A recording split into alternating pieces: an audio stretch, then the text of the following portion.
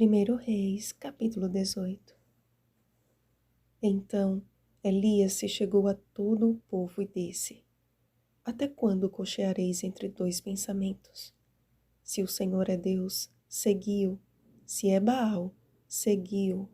Porém o povo nada lhe respondeu. Versículo 21.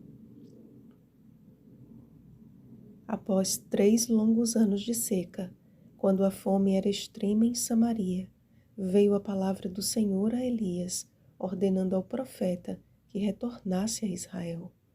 Dos homens que serviam a Acabe, havia um homem chamado Obadias, descrito como alguém que temia muito ao Senhor. Enquanto Jezabel perseguia os profetas de Deus para os matar, Obadias providenciou esconderijo para 100 deles e os sustentou com pão e água. Enviado para terras distantes com a missão de encontrar alimento para os animais, Obadias teve um encontro inesperado. E diante daquele que imediatamente reconheceu ser Elias, prostrou-se com o rosto em terra, em sinal de profundo respeito, e certificou-se: És tu, meu senhor Elias? Reação totalmente contrastante em comparação ao perverso rei Acabe, que, movido de indignação, lançou sobre o profeta a acusação que logo recairia sobre ele mesmo: És tu, ó perturbador de Israel? Ao abandonar os mandamentos do Senhor e seguir após outros deuses, Acabe e sua casa fizeram de Israel uma nação tão ruim quanto as demais. Apesar disso, o povo ainda mantinha um status de nação eleita do Senhor, enquanto suas obras revelavam quão longe estavam dele. Foi nesse contexto de incoerência e de falsa adoração que Elias subiu ao Monte Carmelo para provar de uma vez por todas o poder da norma elevada de Deus na vida do crente fiel.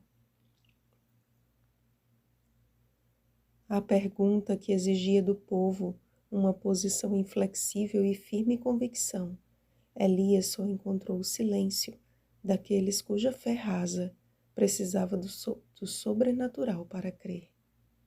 Assim como o povo nada respondeu, também não havia uma voz que respondesse aos rogos estridentes e derramamento de sangue dos profetas de Baal. Já sem forças e manquejando, tudo o que conseguiram ouvir foi a potente voz de Elias a zombar de sua inútil e ridícula apresentação. Chegai-vos a mim, foi o chamado do homem de Deus ao tremente povo.